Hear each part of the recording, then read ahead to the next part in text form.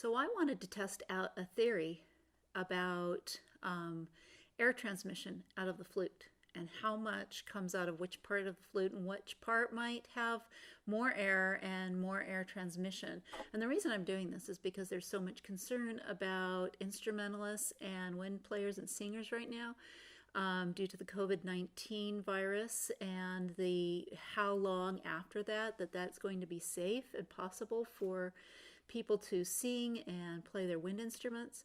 Now they've done a study on bassoons, clarinets, trumpets, horns, a lot of all the brass instruments and all of the woodwind instruments to determine that the air that is coming out of those instruments is not significant or in any way dangerous for transmitting the virus. But they have not tested the flute. They have a lot of concerns about how much air comes out of the bottom end because the flute is so long and actually goes into the space of the person next to you, like if you're sitting in a band or an orchestra or even in a flute choir. They're really concerned about that.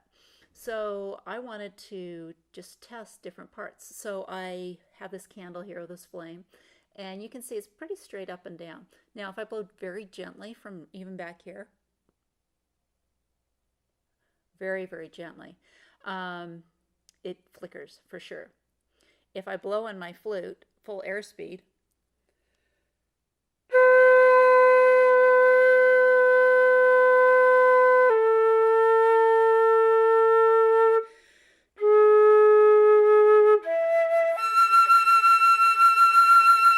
I might actually be able to blow it out. My air really goes far with that. Now, as I play, I know that as I close the holes, air is directed down the flute, and I'm curious how significant that is. So I'm going to actually finger a G. I don't want to get too close to this, but I'm going to have this key right here next to the flame.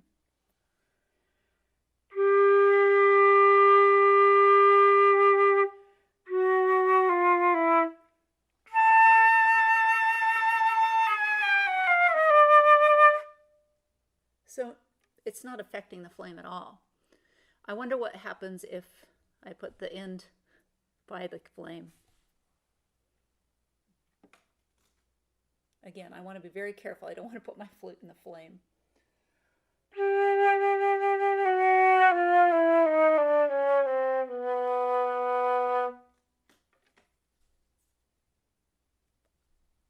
I actually blew it out. Okay, so I actually went back and watched that just to be sure that I didn't do something weird. And yeah, I was able to blow that flame out. So I'm curious how far away I actually can be before I no longer move that flame. So I have an assistant here to help me align and measure my distance. So I'm going to start about 4 inches away, and I'm going to be playing a low C.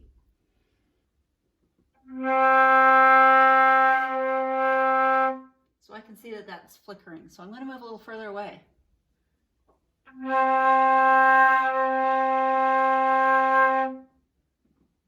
Okay. Further. How far is that? 12 inches? At 7 inches now. We're at about a foot. Okay. If you go out a little bit more. All right. Align? Go up a little.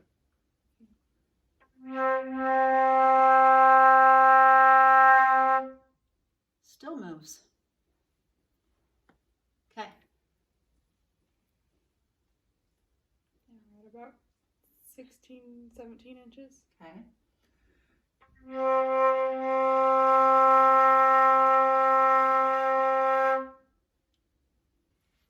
So that is pretty far. 18 inches and I can still move that flame just playing a low C. So I am interested to find out how the Win-D-Fender will affect the airstream towards the flame, to see if it is equally protective of air going out as it is for preventing air from affecting the airstream itself. So I am going to start at 8 inches and my assistant is going to help me measure. I'm going to stand slightly above the flame because I blow downward when I play.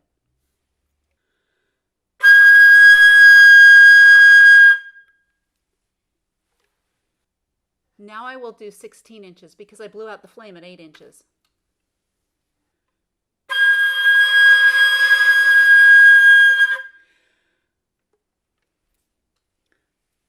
So I'm unable to actually blow it out, but I'm clearly affecting the flame.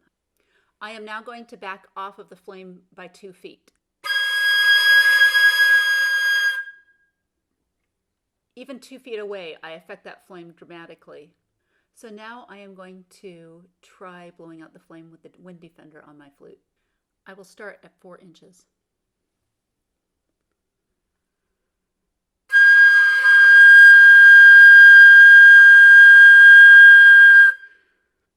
That does not even budge the flame, so that is super cool.